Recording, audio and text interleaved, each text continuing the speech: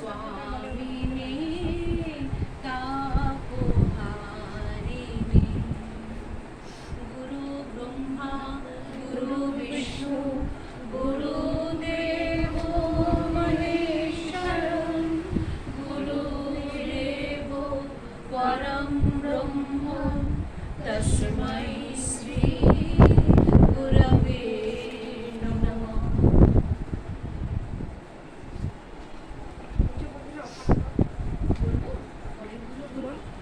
अखण्डमण्डलाकारं व्यक्तं येन चराचरं तत्पदं दर्शितं येन तस्मै श्रीगुरवे नमः।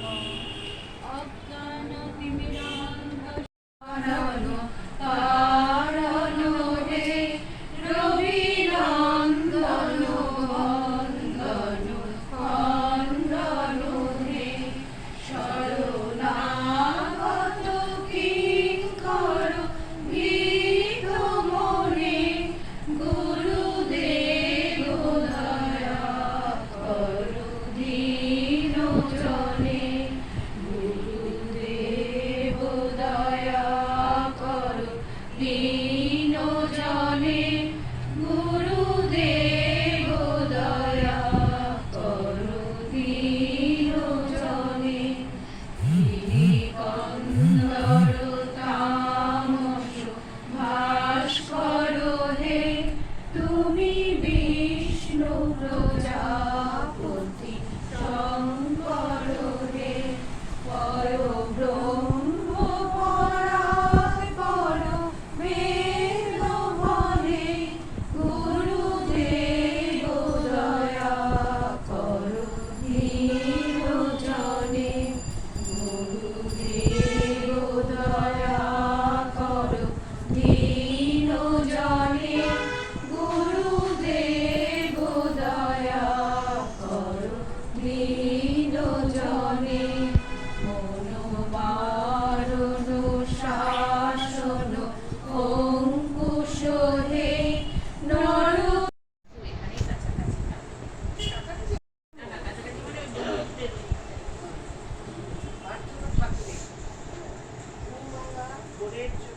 হৃদয়ে বসাতে পেরেছি তোমাকে।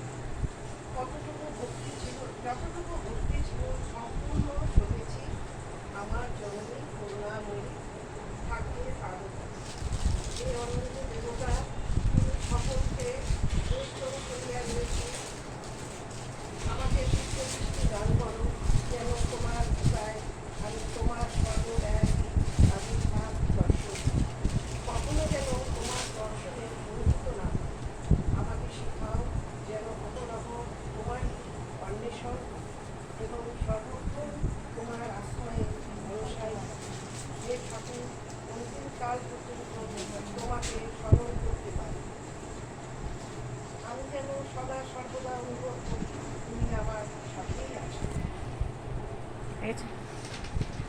স্থাপিত হয় তাহা উক্ত প্রার্থনার পরিণতি বিশেষ। কারণ এই প্রার্থনার উত্তর স্বরূপে জগন্মাতা শ্রী শ্রী ঠাকুরকে দেখাইয়া দেন তাহার দেহরক্ষারী প্রয়োজন সিদ্ধির জন্য 4 জন রসদদার তাহার সহিত প্রেরিত হইয়াছে এবং মথুরা মোহন তাদের মধ্যে একজন। মানে ঠাকুর যখন এসেছে তখন কিন্তু 4 জন ঠাকুরের দেহরক্ষীও এসেছে, তাদের মধ্যে বলছেন মথুরা মোহন কিন্তু তাদের মধ্যে একজন। অঙ্গে আঘাত করিলেন সেদিন মথুরেরও মনে মনে সন্দেহ জাগিল যে ঠাকুরের আধ্যাত্মিক ভাবের সহিত উন্মত্ততার সংযোগও রয়েছে। মানে ঠাকুরের আধ্যাত্মিক ভাবের সাথে যে একটু পাগলের ভাব রয়েছে সেটাও মনে মনে হলো। অতএব কবিরাজ গঙ্গাপ্রসাদ সেনের দ্বারা তাহার চিকিৎসার বন্দোবস্ত করিলেন।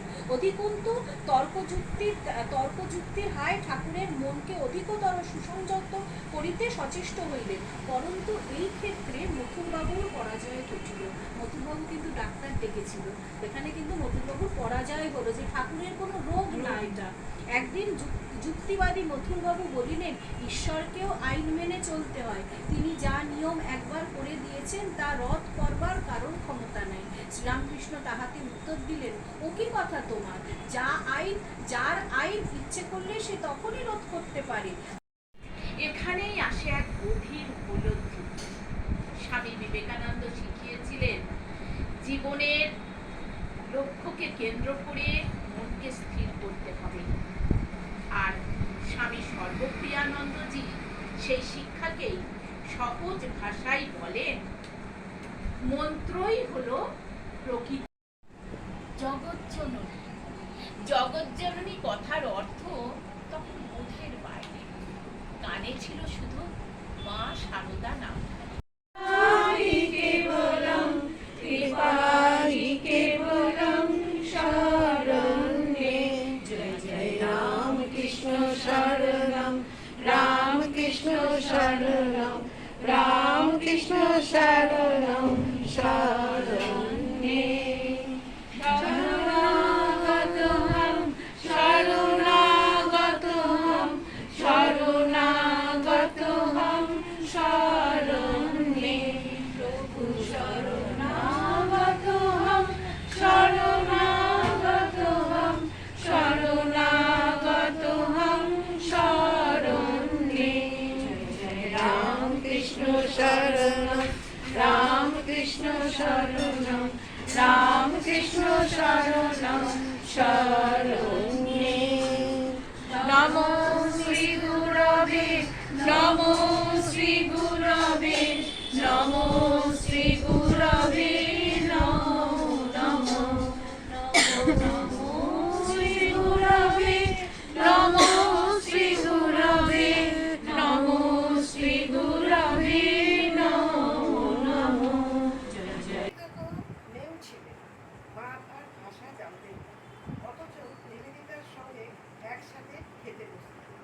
তার কি উদারতা, এসব দৃষ্টান্ত আলোচনা করলে আমরা বুঝতে পারি। মার ভালোবাসা কি অদ্ভুত ছিল, কি জিনিস! এই ভালোবাসা নিয়েই তিনি সকলের মা হতে পেরেছিলেন। 1911 সালে দক্ষিণ দেশে গিয়ে মা ব্যাঙ্গালোরে এক সপ্তাহ ছিলেন। সেই দিনগুলির কথা আমার প্রায়ই মনে হয়। ঠাকুরের তখন এক প্রচার হয়নি। মা আশ্রম দেখতে এসেছেন, কথা কানে হাঁটে। এই 7 দিন মাইসুর রাজ্যে দেওয়াল থেকে আরম্ভ করে গরিব দুঃখী পর্যন্ত কত লোক যে